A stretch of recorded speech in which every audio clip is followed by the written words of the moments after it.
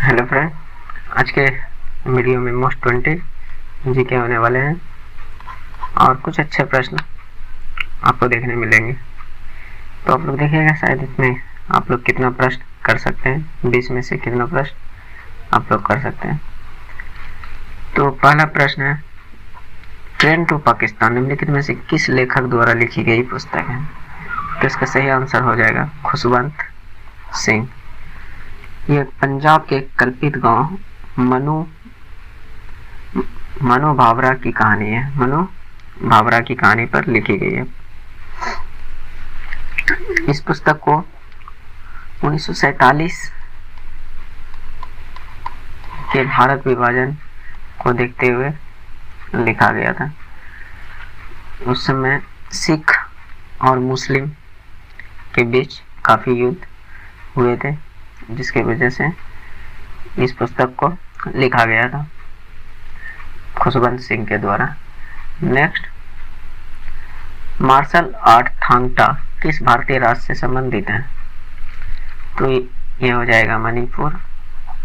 और हमने पिछली वीडियो में पूछा था कि पोलो खेल किस राज्य में शुरू हुआ था। तो आप लोगों ने कुछ लगभग 50% ने सही आंसर बताया था, 50% ने गलत आंसर दिया था। तो उस पोलो खेल की भी शुरुआत जो हुई थी वो भी मणिपुर में ही हुई थी। चलिए नेक्स्ट, एक गेंडे के सींग और मानव बाल में मौजूद संरचनात्मक प्रोटीन का नाम क्या है? इसका सही आंसर हो जाएगा कैरोटीन। लगभग जो है 95% जो होता है वह कैरोटीन होता है। 95% कैरोटीन होता है। कैरोटीन एक प्रकार के प्रोटीन है। ये 18 अमीनो अम्ल से मिलकर बना होता है। 18 अमीनो अम्ल से मिलकर बना होता है। तो नेक्स्ट, चौथा प्रश्न नंबर 4, कन्या भ्रूण हत्या को प्रथा रोकने के लिए भारत सरकार ने गर्भधारण पूर्व और प्रसन्न पूर्व निदान तकनीक PNDT अधिनियम कब पारित किया गया था? यानी PNDT का फुल फॉर्म यहाँ पर हो जाएगा prenatal diagnostic technique. Prenatal diagnostic technique. तो इसका जो निदान जो प्रथा रोकने के लिए जो अधिनियम पारित किया गया था वह 1994 में।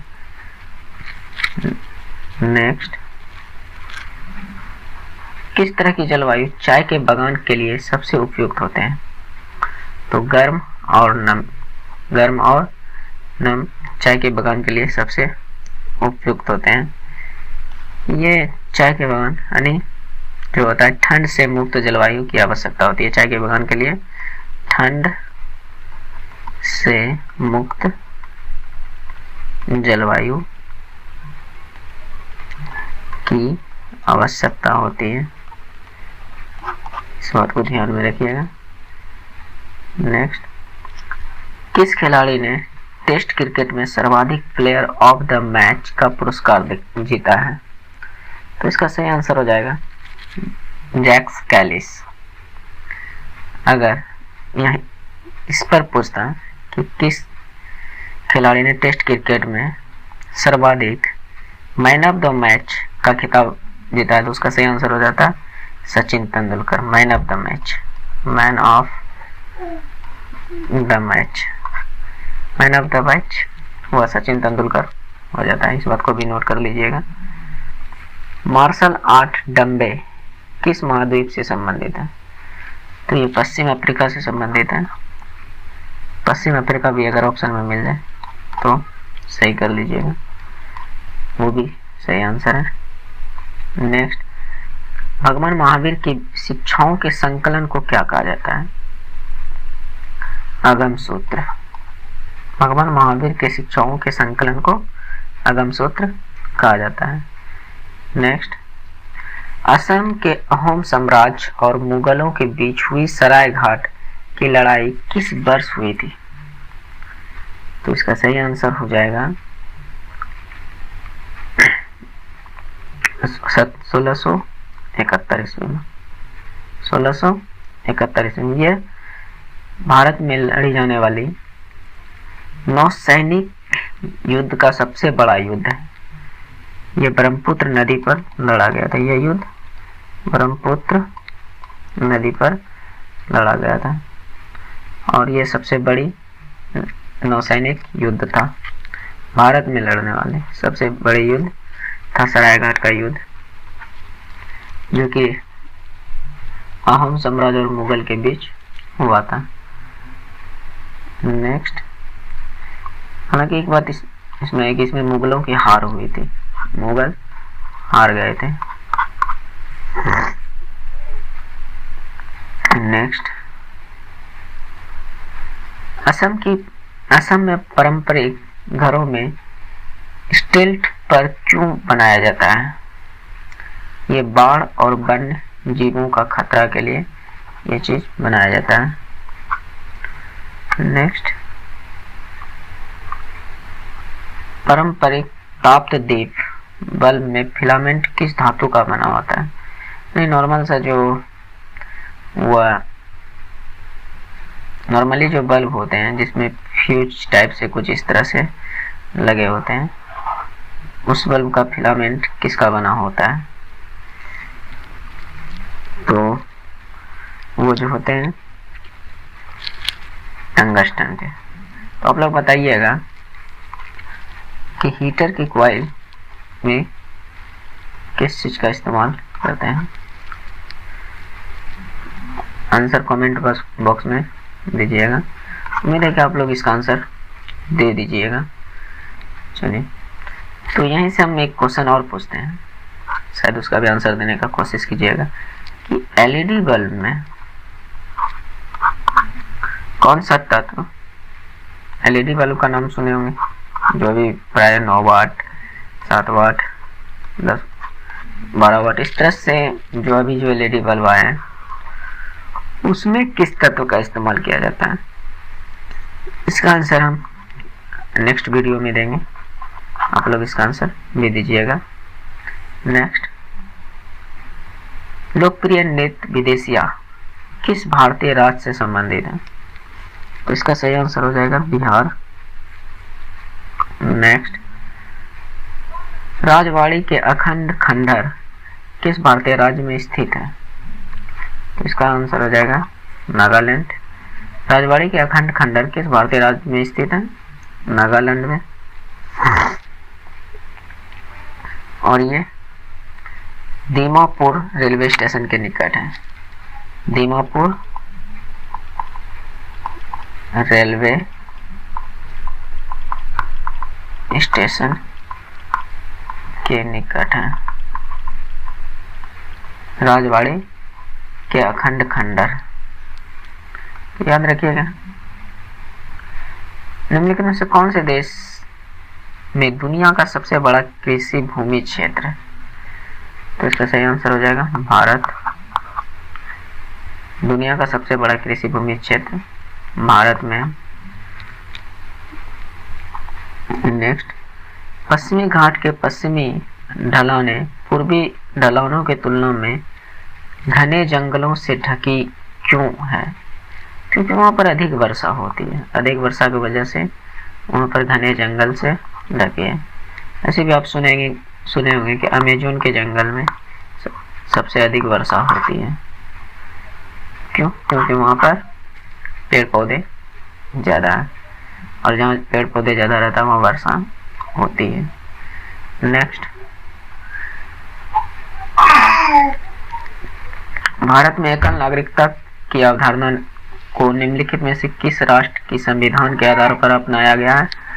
तो इसका आंसर हो जाएगा यूनाइटेड किंगडम, यानी इंग्लैंड में। यूनाइटेड किंगडम में के संविधान के आधार पर अपनाया गया एकल नागरिकता। नेक्स्ट, इथेनॉल का उत्पादन किस प्रक्रिया द्वारा किया जाता है? तो ये हो जाएगा किण्वन विधि द्वारा प्राप्त किया जाता है। किण्वन प्रक्रिया से ही शराब और अल्कोहल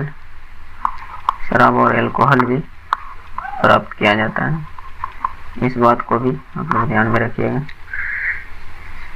किण्वन वो प्रक्रिया होता है जो सूक्ष्म जीव की सहायता से जटिल कार्बनिक यौगिक को सरल कार्बनिक यौगिक में तोड़ देता है। इस प्रक्रिया को ही किण्वन कहते हैं।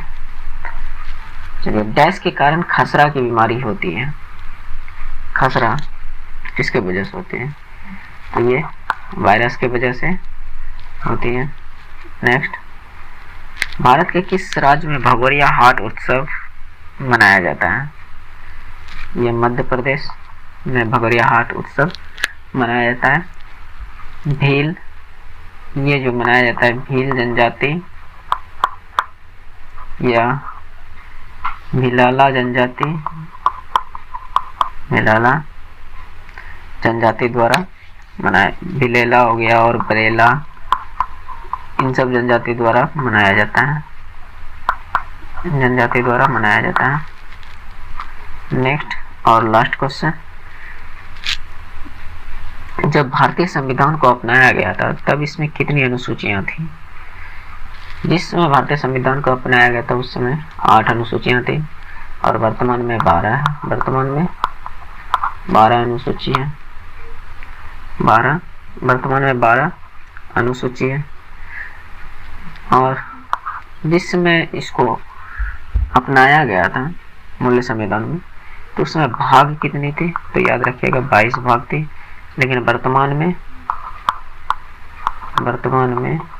25 भाग है। अच्छा, आप लोग कमेंट में बताइएगा कि वर्तमान में कुल कितने अनुच्छेद हैं और मूल संविधान में कुल कितने अनुच्छेद थे। तो आप लोग कमेंट में आंसर दीजिएगा। हमारा ये प्रयास कैसा लगा आप लोग कमेंट में ज़रूर बताइएगा। अगर आपको पसंद आता है तो एक लाइक और सब्सक्राइब जरूर कर लीजिएगा ताकि हमें मोटिवेशन मिले कि और इसी तरह का वीडियो बनाएं। और ओरिजिनल बात बताऊं, मैं ऐसा वीडियो क्यों बना रहा हूं, क्योंकि मैं भी आप लोगों की तरह एक स्टूडेंट हूं और मैं भी तैयारी करता हूं जनरल कंपटीशन का। और कई बार मैंने रिजल्ट भी बनाई है। हमारी मैथ, रीजनिंग, ये सब पोर्शन अच्छे हैं। थोड़ा सा मैं चाहता हूँ कि जीके भी हमारी अच्छी हो जाए, तो इसलिए मैं इस तरह के जीके क्वेश्चन बनाता हूँ ताकि आप लोगों को बीच भी दे सकूँ और हमारा भी काम हो जाए। हालांकि कभी कभी मैथ का भी क्वेश्चन हम देते हैं, इसलिए आप लोग चैनल को सब्सक्राइब कर लीजिएगा। और मैथ के कुछ अच्छे कॉन्सेप्ट भी देते हैं जो शायद आप लोग कुछ अलग तरीक़ा से बनाते हो।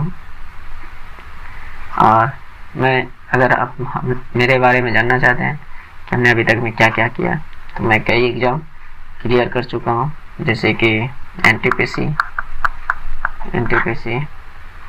ग्रुप डी, इन सब का मैं एग्ज़ाम क्लियर कर चुका हूँ। एनटीपीसी CBT 1 और CBT 2 दोनों क्लियर कर चुका हूँ। ग्रुप डी का भी कर चुका था, लेकिन पीटी में मैं नहीं निकाल पाया, इसलिए यहाँ से डिस्क्वालीफाई हो गया। और एनटीपीसी में थोड़ा कुछ इंटरनल प्रॉब्लम हो गया, इसलिए इसको मैं नहीं लिया। तो मिलते हैं नेक्स्ट वीडियो में। जय हिंद दोस्तों।